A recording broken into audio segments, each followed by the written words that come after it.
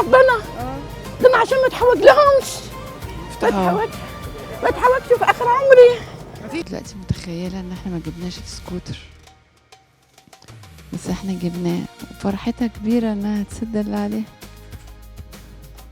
هننزل نمضي الورق بس ونيجي. ماشي. ناخدهم معانا عشان خدش. علشان الخير دايما سابق، بنلف الدنيا وبنسابق، سامعين صوتكم جايين ليكم، حالفين هنحقق امانيكم. انده بقى المحاسب عشان هي ما تمشيش كتير. معلش انا بتأسف لك بجد، بس هو تعبان قوي ما بيقدرش يطلع السلم. فتمضلنا بس على الاستلام 60,000 جنيه. ممكن اقعد هنا ولا اخرج له؟ هنخرج. لا هنخرج معلش.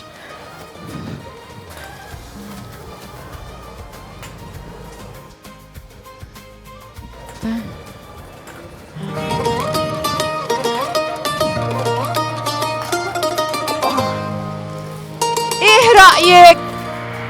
ايه ده؟ السكوتر.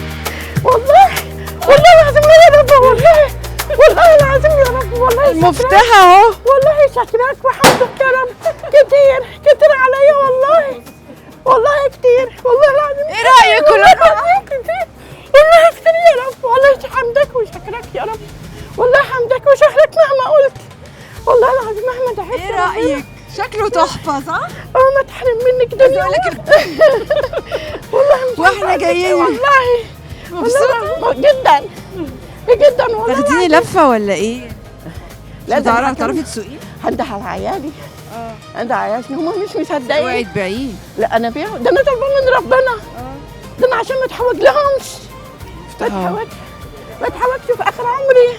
مفيش بقى حوجه خلاص، الديون لا اتسددت. لا انزل اروح اعمل لوحدي واجيب اكلي واجيب حاجتي لوحدي. ايوه ما اتحوجش لحد.